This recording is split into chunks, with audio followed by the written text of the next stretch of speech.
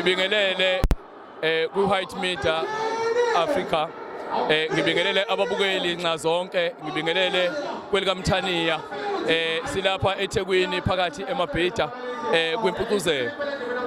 Lona okhuluma nani insizwa yangapha eShowe phansi kwenkosi kwaMpungose ebizwa layo ibizwa ngomthandwenyama nyakwamgwaba isibongo phansi kwenduna yakwaXulu.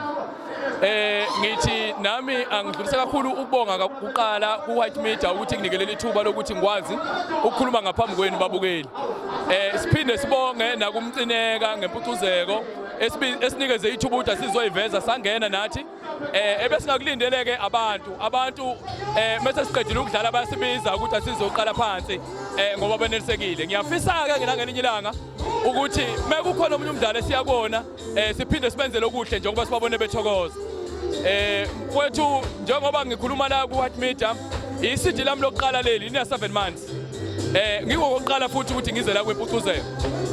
Ngiyathokoza kakhulu ukuthi indlela esenze ngayo sibone singena kalula emphakathini. Bese ke kuba khona elinye isidi engiphezulu njengamanje elizophuma ngoNovember. Ngivamisa ukukhipha November 27.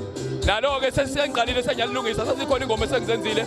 Ngizobonga kakhulu unkosikazi wami ngoba unkosikazi wami akasho ukuthi hayi musukudlala ngemali uthi hayi ngoba ngathi kuyibizo lakho kulungile qhubeka wena. Ngibonge kakhulu bafowethu, ngiyathokoza kunina ababukeli, ngiyacela ukuthi nisupporte kuze nathi sigcine sesifana nokhuzani nokhangelani nomthandeni ngoba phela nabo nje bayenziwa yini. Nathi siyacela ukuthi lesemukele kahle abantu besibona besimukela emcimbini. Ngithi iqhubeka njalo impucuzeko ingami ibe ilokhu ikhona njalo. Siyabonga bafowethu.